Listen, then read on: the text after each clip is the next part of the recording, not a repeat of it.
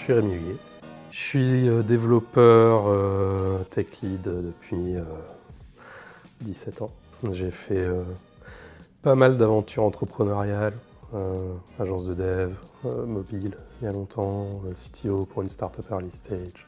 Et depuis 5 ans maintenant, je suis freelance et j'accompagne essentiellement des startups et des scale-up sur du développement.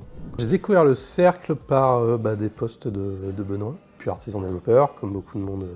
Et j'avais participé au podcast, j'avais fait un épisode il y a quelques années. Et quand j'ai vu passer les posts sur LinkedIn pour la campagne de recrutement là, en janvier-février 2024, du coup, c'était le moment où je relançais mon activité de freelance puisque j'avais eu une petite césure d'1 an en CDI qui s'était arrêtée. Je m'étais remis en freelance au mois de septembre, fin d'année 2023. Et c'était un moment où j'étais en pleine réflexion du coup sur comment restructurer mon activité de freelance. Où j'en suis, qu'est-ce que j'ai envie de faire, tout ça. Ouais.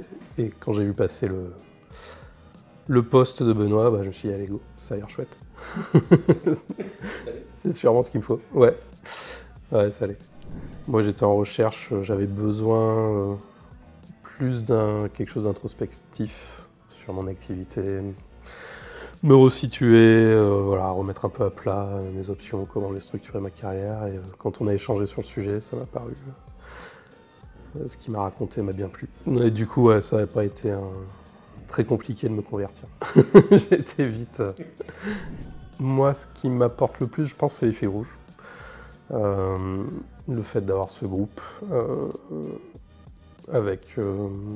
on définit nos objectifs, où on échange.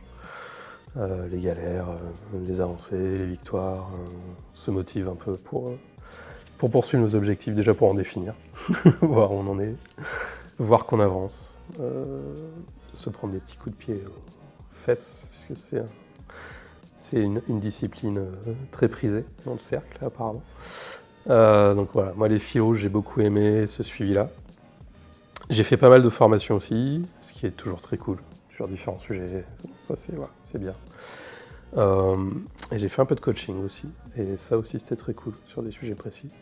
Ce suivi, cette petite communauté, ce petit cercle où on se connaît, où on échange, on se suit un peu sur la durée. Et c'est vraiment ce qui m'a motivé.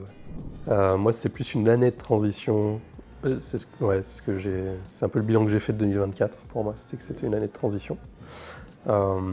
Parce que je reprenais mon activité de freelance fin 2023, que j'avais besoin de la reconstruire, de la reprendre, de la réfléchir, et que le cercle m'a accompagné là-dedans. Et donc il y a eu plein d'étapes en fait à chaque fil rouge. J'ai pas de point de bascule précis, c'est vraiment une évolution progressive sur l'année. Et je vois le chemin parcouru et tout ce qui a été fait, et tous les passages à l'action.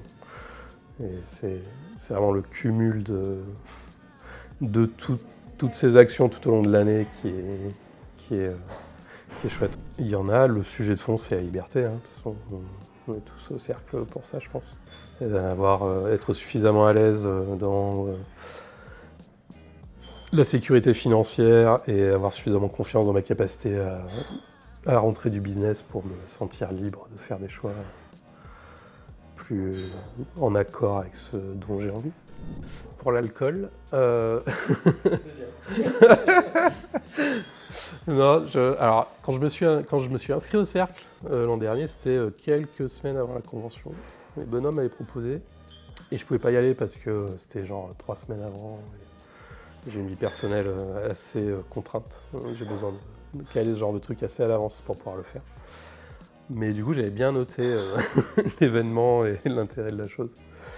De voir tout le monde en physique et de passer un bon moment. Et là, c'était d'autant plus une évidence d'y aller que y a eu les fils rouges, quoi. Il y a eu tout ce qui s'est passé notamment avec les gens de mon cercle dans l'année. Donc l'envie de retrouver tout le monde en physique et de célébrer un peu nos avancées, de partager et puis de faire un peu la fête tous ensemble. Ah, il est parfait. Très chouette.